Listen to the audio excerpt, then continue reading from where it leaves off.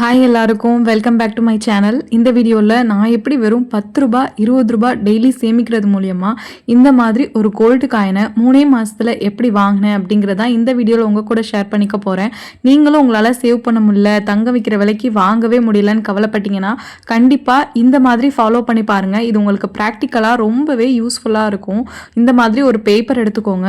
Paper எடுத்துகிட்டு இப்போ பேப்பரில் கோடு போடுற மாதிரி ஒரு 8 லைன் நீங்களும் போட்டுக்கோங்க. எதுக்காக இப்படிலாம் போட்டு சேவ் பண்ணணும் அப்படின்னா, நம்ம முக்கால்வாசி நாள் என்ன பண்ணுவோம் அப்படின்னா, ஒரு உண்டியலை வாங்குவோம், 2 நாள் காசு போடுவோம், 3ஆம் நாள் அதில் எதுவுமே போட மாட்டோம். இந்த மாதிரி ஒரு 30 டேஸ் சேலஞ்ச் இல்லை 3 மந்த்ஸ் சேலஞ்ச் அப்படின்னு சொல்லிட்டு ஒரு கோல் ஃபிக்ஸ் பண்ணி நம்ம சேவ் பண்ணும்போது நம்ம யாருமே மோட்டிவேட் பண்ண தேவையில்ல. நம்மளே டே பை டே நம்ம ஒரு இன்ட்ரெஸ்ட்டாக எடுத்து இதை பண்ண ஆரம்பிச்சிருவோம். அதே மாதிரி இந்த பக்கம் ஒரு 5 பாக்ஸ் வர மாதிரி கவுண்ட் பண்ணி பார்த்துக்கோங்க. மேலே வந்து 30 டேஸ் சேலஞ்ச் அப்படின்னு எழுதிக்கோங்க.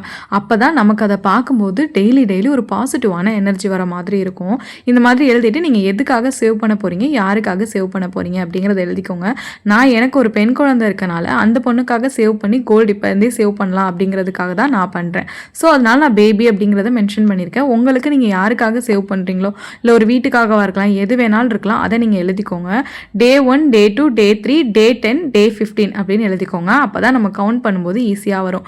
10 ருபீஸ்லேருந்து ஸ்டார்ட் பண்ணி 10, 20, 30, 40, 15 சொல்லிட்டு இந்த மாதிரி நீங்கள் எழுத ஆரம்பிங்க. ஏன்னா எடுத்தோடனே நம்ம பெரிய அமௌண்ட்டாக போடணும்னா நமக்கே 3ஆம் நாள் என்னடா இவ்வளோ பெரிய அமௌண்ட்டாக இருக்குது அப்படின்னு சொல்லிட்டு போடவே மாட்டோம். இந்த மாதிரி நீங்கள் சிம்பிளான சின்ன சின்ன அமௌண்ட்லேருந்து ஸ்டார்ட் பண்ணும்போது டெய்லி இந்த மாதிரி நீங்கள் இந்த அமௌண்ட் சேர்த்துருக்கீங்க அப்படிங்கிறத பார்க்கும்போது உங்களுக்கு இன்னும் சேவ் பண்ணணும் அப்படிங்கிற ஒரு மோட்டிவேஷன் வரும். அதுக்காக தான் இந்த மாதிரி சின்ன சின்ன அமௌண்ட்லேருந்து நம்ம ஸ்டார்ட் பண்ணியிருக்கோம்.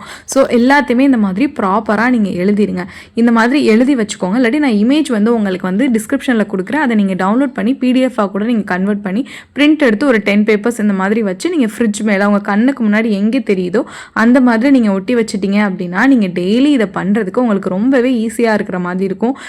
10 நாள் ரொம்ப ஈஸியாக இருக்கிற மாதிரி இருக்கும். ஆனால் 20ஆவது நாளுக்கு அப்புறம் கொஞ்சம் டஃப் ஆகிற மாதிரி இருக்கும். ஆனால் அந்த டைமில் நம்ம என்ன நினைக்கணும் தெரியுமா, இந்த மணி நம்மளோட ஃபியூச்சருக்காக, நம்மளோட குழந்தைங்களுக்காக அப்படின்னு சொல்லிட்டு சேவ் பண்ண ஆரம்பிங்க. கண்டிப்பாக இது ஒரு நாள் இல்லாட்டி ஒரு நாள் உங்களுக்கு கை கொடுக்கும். நீங்கள் 30 நாள் முடிஞ்சதுக்கப்புறம் உங்களுக்கு 4650 ரூபா கிடைக்கும். இதை எப்படி ஸ்டார்ட் பண்ணணும் அப்படின்னா, Day 1 வெறும் 10 ரூபாய் இருந்தால் போதும். அது சில்லறையாக இருந்தால் கூட பரவாயில்ல, நீங்கள் சேவ் பண்ண ஸ்டார்ட் பண்ணுங்கள்.